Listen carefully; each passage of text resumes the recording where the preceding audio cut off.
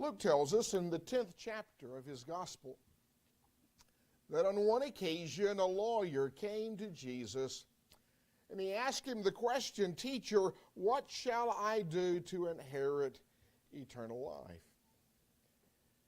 Jesus responded, as he often did, with a question of his own.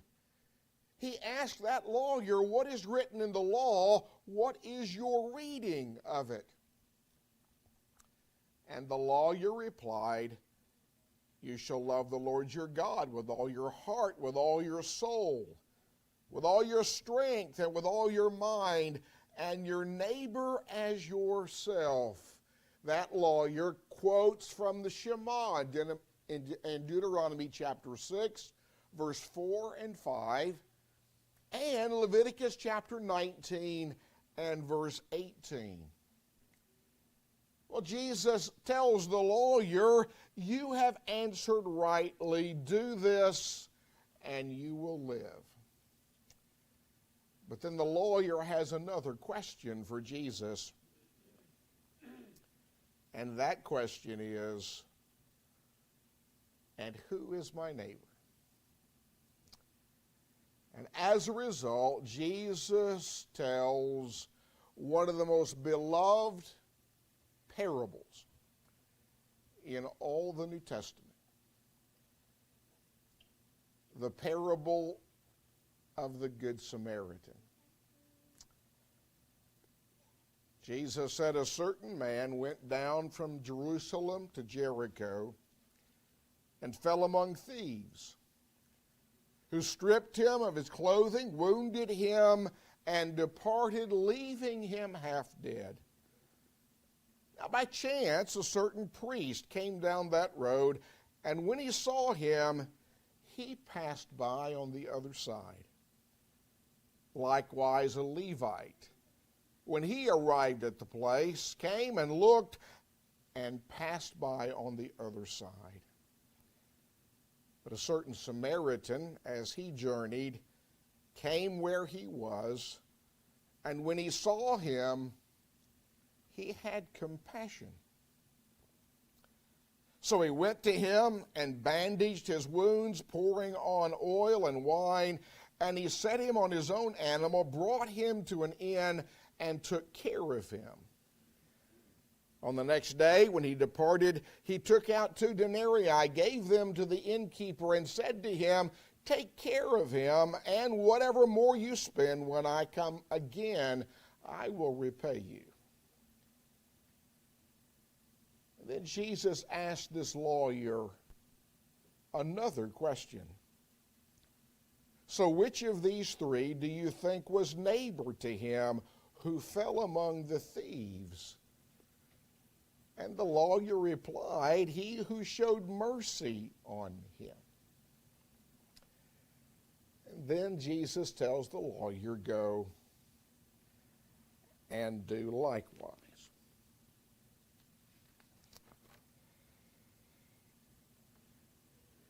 When the lawyer asked Jesus the question, "And who is my neighbor?" The concept of neighborliness, if I can put it that way, was variously interpreted in the first century. There were some who interpreted the statement, "You shall love your neighbor as yourself," to mean love your neighbor and hate your enemy. Jesus alludes to that idea in Matthew chapter 5 and verse 43 when he says, "You have heard that it was said, you shall love your neighbor and hate your enemy." There were some who interpreted the command, "Love your neighbor," to mean love a fellow Jew. There were those in the first century among the Jewish people who really believed that to help a Gentile woman give birth would mean bringing another Gentile in the world, and so you shouldn't do that. That's just how strong the animosity was between Jews and Gentiles in the first century. There were some Jews who taught that if a wall fell on a Jew, you could help him, even if it was on the Sabbath. But if a wall fell on a Gentile, if you helped him, you'd be breaking the Sabbath. There were Jews who thought that loving your neighbor meant loving a Pharisee. So Jesus tells this parable about a fella traveling down the road from Jerusalem to Jericho. And if you know anything about the topography of Palestine, you know that in the space of about 17 miles or so, there is a drop in elevation from Jerusalem to Jericho of over 3,000 feet.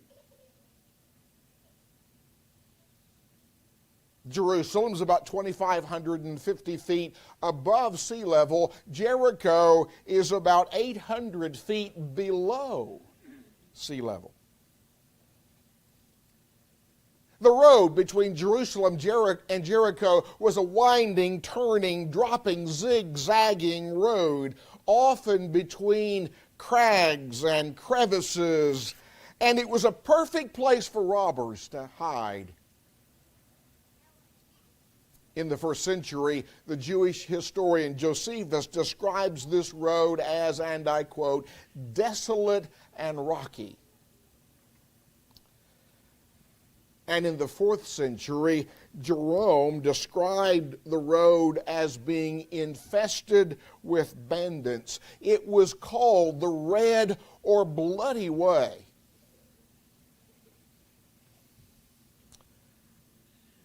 I have read that as late as the mid-19th century, it was still necessary to pay safety money to the local sheiks if you were to escape being attacked by the Bedouins.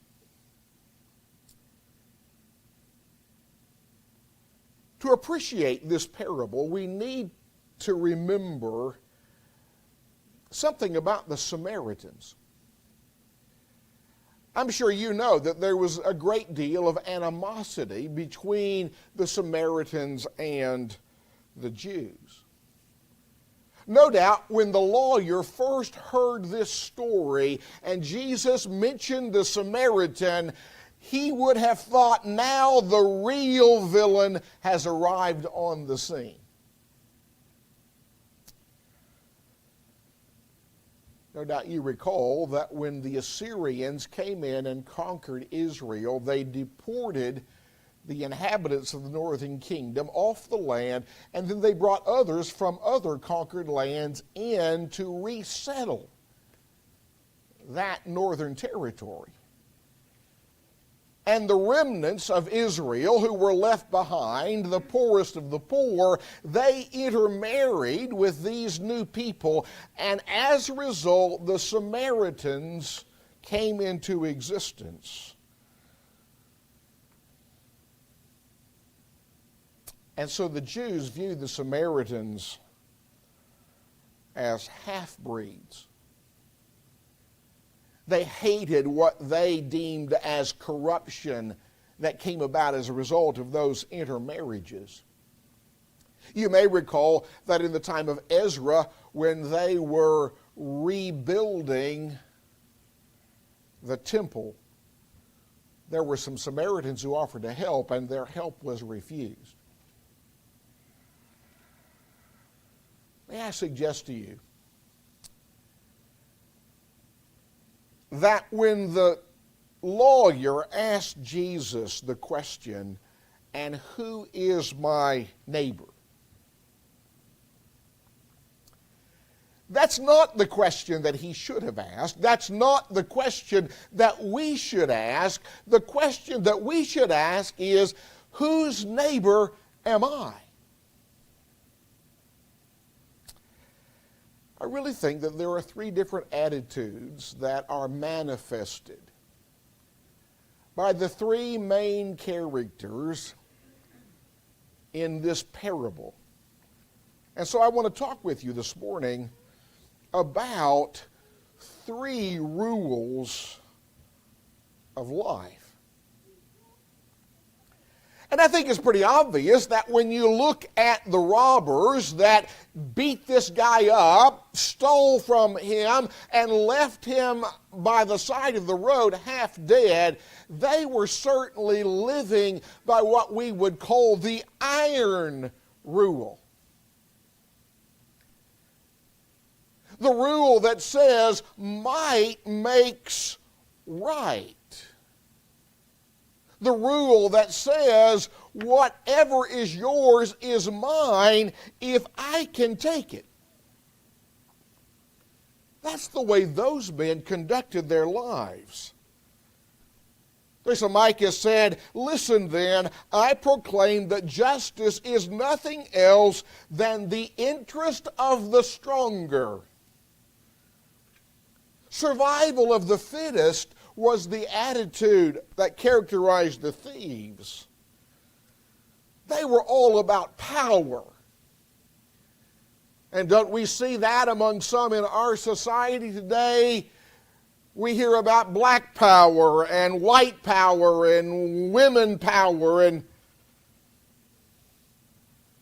love your neighbor as yourself means very little to the bully. It's antithetical to what Paul says about love in Romans chapter 13, beginning in verse 8, when he writes, "Owe no one anything except to love one another, for he who loves another has fulfilled the law. For the commandments, you shall not commit adultery, you shall not murder, you shall not steal, you shall not bear false witness, you shall not covet, and if there is any other commandment, are all summed up in this saying, namely, you shall love your neighbor as yourself." And then Paul says, love does no harm to a neighbor, therefore love is the fulfillment of the law. The thieves and the robbers in this parable certainly were not respecting what Paul says about love. They weren't content with just taking this man's money. They beat him up and they left him half dead. They laid wait for him. They didn't care if he was a family man with a wife and children. They weren't thinking about how many hearts would be broken if they killed him. They had the attitude, I have the right to do whatever I have the power to do. They were not concerned about their moral responsibilities. You see, those folks who live by that rule, they don't care about doing evil.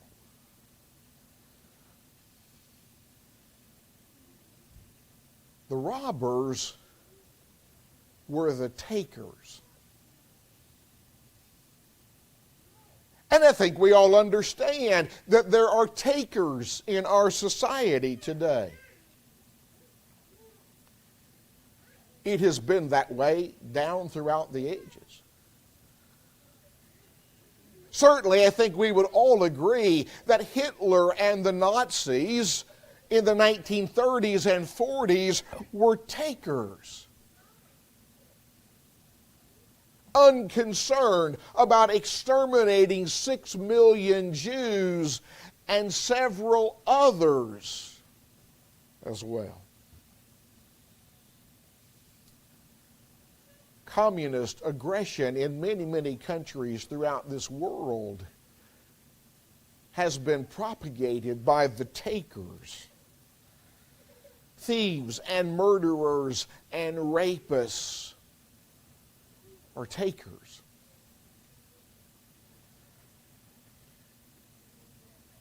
But there are not only takers in our society, there are takers in our homes. Certainly the husband who would beat and abuse his wife is a taker. A father who would abuse his children is a taker. The tyrannical, dictatorial husband is a taker. He's living by the iron rule. But brothers and sisters, there are also takers in the church.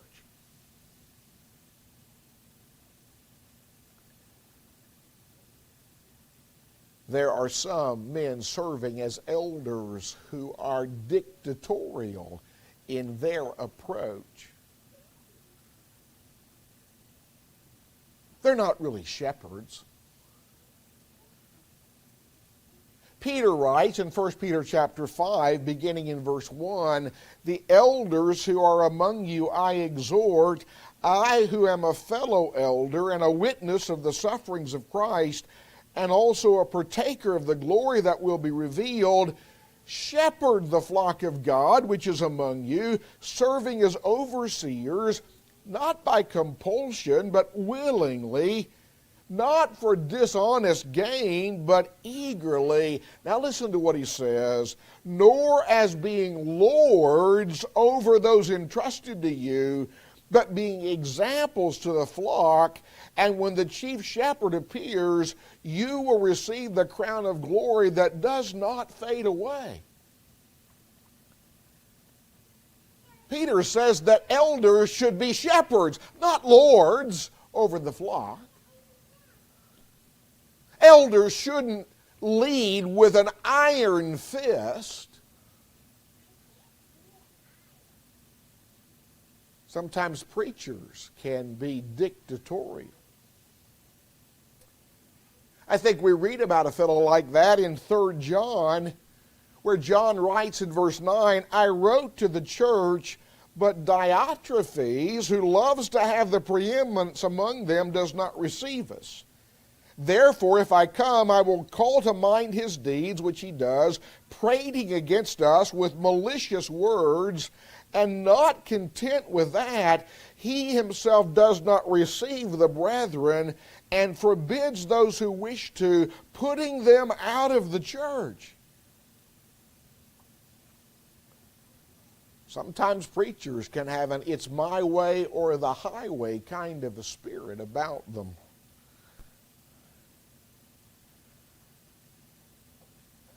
And so the robbers in this story were the takers. They lived by the philosophy that said might makes right. But I suspect that most of us run across very few of those kinds of people in our daily interactions. And when we do, we are filled with revulsion. But there's a second rule of life that I think the priest and the Levite lived by, and I'm going to call that the silver rule. And that rule basically says what's mine is mine, and I'm going to keep it.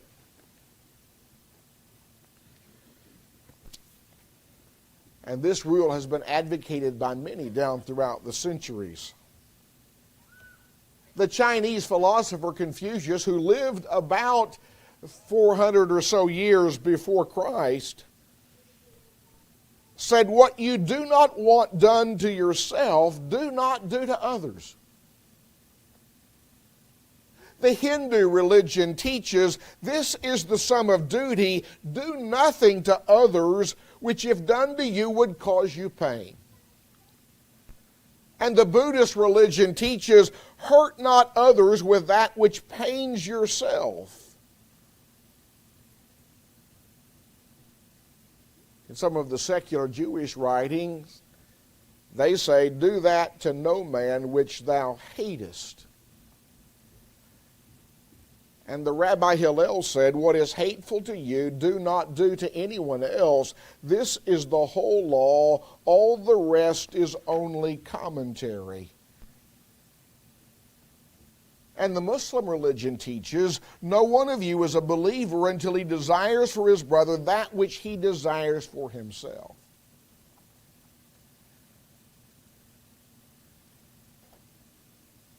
Well, when you think about statements like that,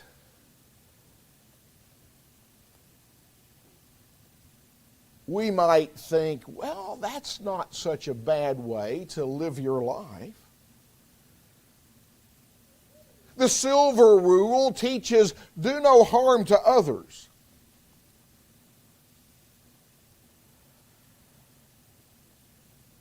I think most of us would readily believe that the priest and the Levite would never have beaten and robbed this man. They would not have done what the robbers did. And no doubt they thought that what the robbers had done was terrible. But they didn't want to get involved. Maybe they were in a hurry. Maybe they were wondering, well, are the robbers still lurking around in the shadows? Maybe they were worried about their own safety. They didn't do anything wrong. Well, I'm not sure that I really shouldn't say that, because they did. But they didn't do anything right.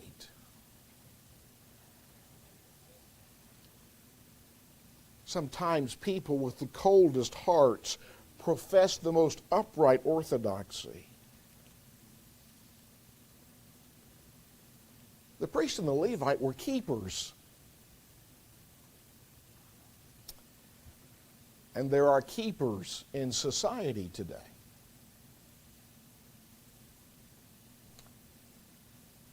There were many Germans in the Second World War who knew what was going on. And they didn't lift a finger to stop it.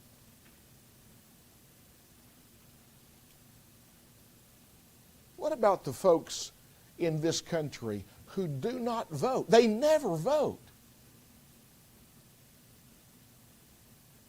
Now, I'm not talking about some who might have conscientious scruples against voting.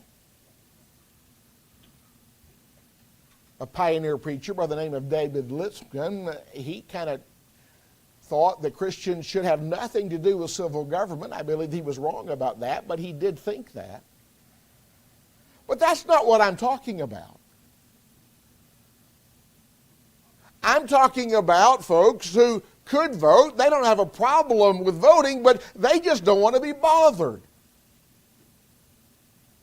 They don't want to go through the inconvenience of voting.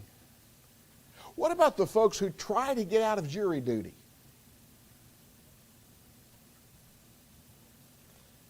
What about the folks who will not report a crime? You see, there are keepers in our society today. And there are keepers in our homes. Husbands and wives who have what you might call an indifferent coexistence.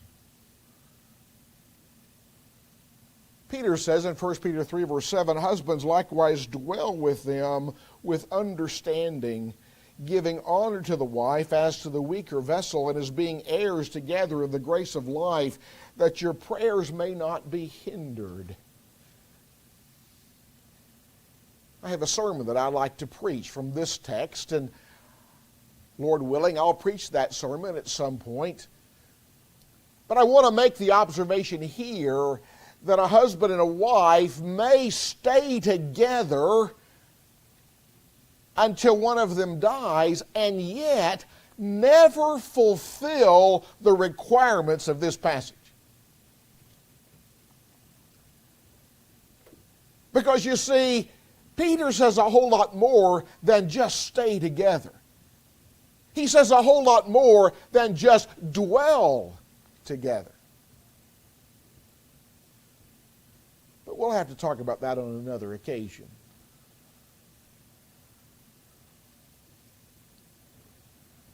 There are parents who would never abuse their children, but they have very little time for them.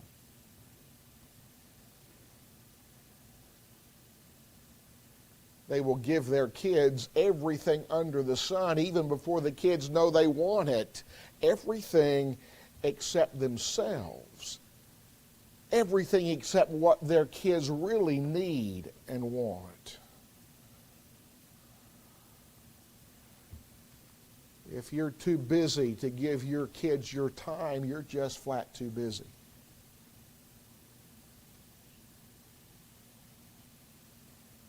But then there are keepers in the church. They wouldn't do what the priest and the Levite did. If thousands of people are dying in sin, and they do very little to try to help them. One of our hymns says, "Swiftly we're turning life's daily pages. Swiftly the hours are changing to years. How are you using God's golden moments? Shall we reap glory? Shall we reap tears?" Millions are groping without the gospel. Quickly they'll reach eternity's night. Shall we sit idly as they rush onward? Haste, let us hold up Christ, the true light. Souls that are precious, souls that are dying, while we rejoice our sins are forgiven. Did he not also die for these lost ones? Then let us point the way into heaven. And the chorus says, into our hands the gospel is given. Into our hands is given the light.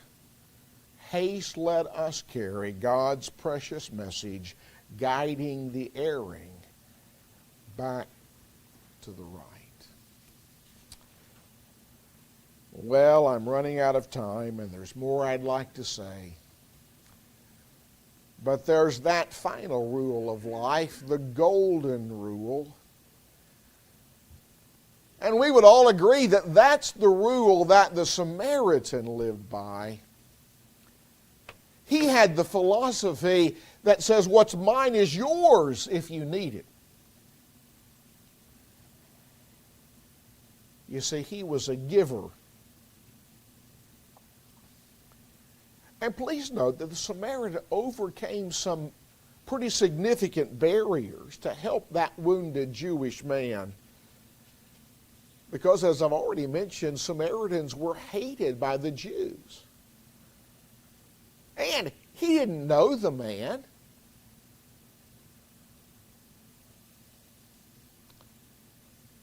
It's easy for us to be critical of the priest and the Levite, but the fact remains that most people who receive our help are not strangers. They're people that we know.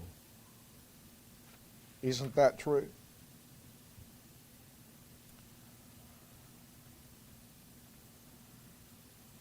Maybe he had time constraints. Maybe he was in a hurry. The possibility of danger was there for him as well. But he ignored all of that. He helped the man, he took him to an inn. He had to leave the next day, but he gave the innkeeper 2 denarii. That's the equivalent of 2 days' work for a common laborer. And he promised that if that wasn't enough, he'd make up the difference when he returned.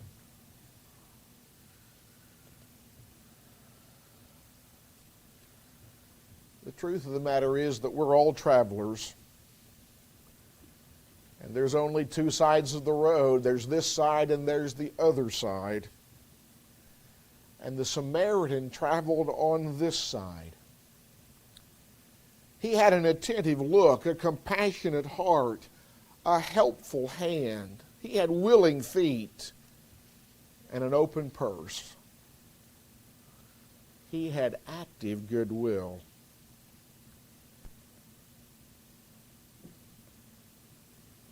He wasn't just going to not treat the man wrong, he was going to treat him right. You see, true biblical compassion is more than just an emotion. It must be manifested by conduct. The Samaritan gave this man what he needed.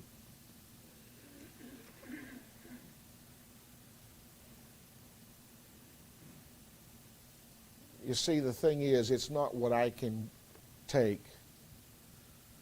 It's not what I can keep. It's what can I give. One of my professors at Florida College signed in my yearbook. He penned this statement, Kevin, always remember that to receive, you must give of yourself. Well, I'm out of time, but perhaps that's a good place to conclude. Are you a taker, a keeper, or a giver? What rule of life do you live by? Thank you.